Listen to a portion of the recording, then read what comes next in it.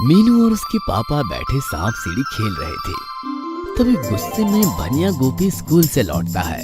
क्या हुआ गोपी, तुम इतने गुस्से में क्यों हो?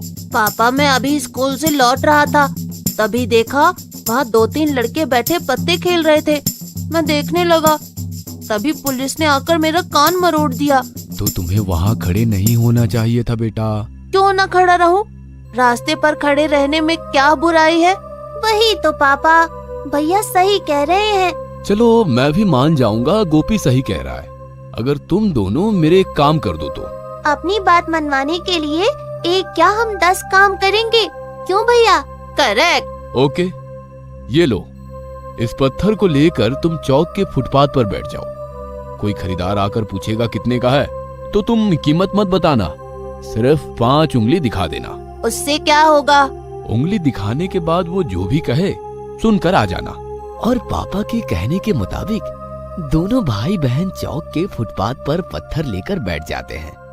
तभी एक आदमी आकर पत्थर देखता हुआ पूछता है, क्यों बेटे, ये पत्थर कितने का बेचोगे? 500 रुपए। ठीक है, मैं अभी सामने वाले एटीएम से पैसे लेकर आता हूँ। कहता हुआ वो एक तरफ जाता है। तैसे ही गोपी मीनू के साथ अपना सामान उठाता हुआ सीधा अपने घर पापा के पास पहुँचता है। पापा पापा पापा, आपने जैसा कहा मैंने वैसा ही किया। मेरे 5 उंगली दिखाते ही एक कस्टमर कहने लगा 500 रुपए। ठीक है, मैं इसके 500 रुपए देने को तैयार हूँ। हाँ पापा, हमारी समझ में नहीं आया इस पत्थर के वो 500 रुपए देने को क्यों तैयार हो गया। हाँ, हमने कहा पापा से पूछ कर आते हैं, फिर आपको देंगे। वेरी गुड, अब तुम इस पत्थर को लेकर म्यूजियम में जाओ और वहाँ कोई भी पूछे कितने का है तो उसे भी कुछ मत कहना, सिर्फ 5 उंगली दिखा देना। उससे क्या होगा? उंगली दिखाने के बाद वो जो भी कहे सुनकर सेम आ जाना।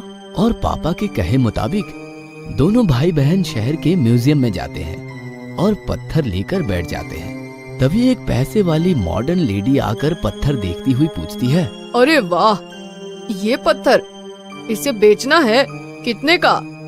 5000। ठीक है, मैं तैयार हूँ। थैंक यू आंटी, मैं अभी अपने पापा से पूछ कर आता हूँ। ओके बेटा, ये मेरा नंबर है। मैं म्यूजियम में घूम कर आती हूँ, तब तक तुम अपने पापा से पूछ कर आओ। पर सेल डन है। कहती हुई वो म्यूजियम के अंदर जाती है।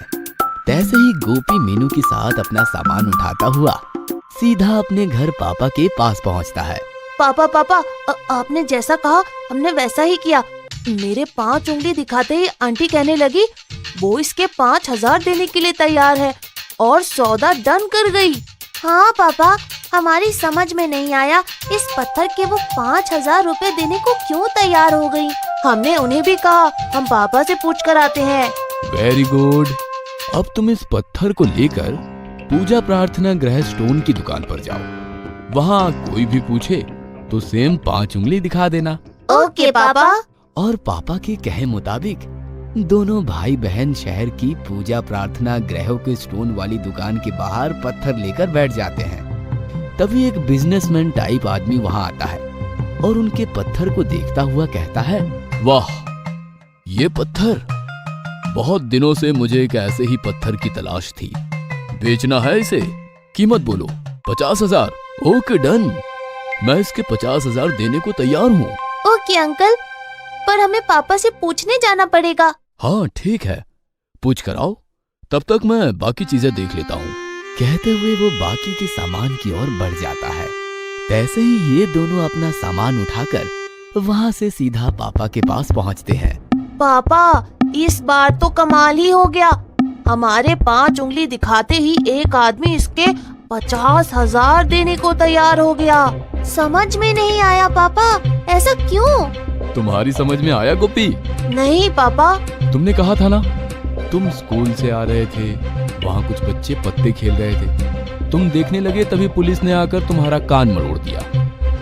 अब समझ में आया क्यों? क्योंकि हर चीज, हर इंसान की कीमत उसकी जगह के हिसाब से होती है। तुमने खुद देखा ना, पत्थर वही था, पर रास्ते के फुटपाथ पर उसकी कीमत 500 थी।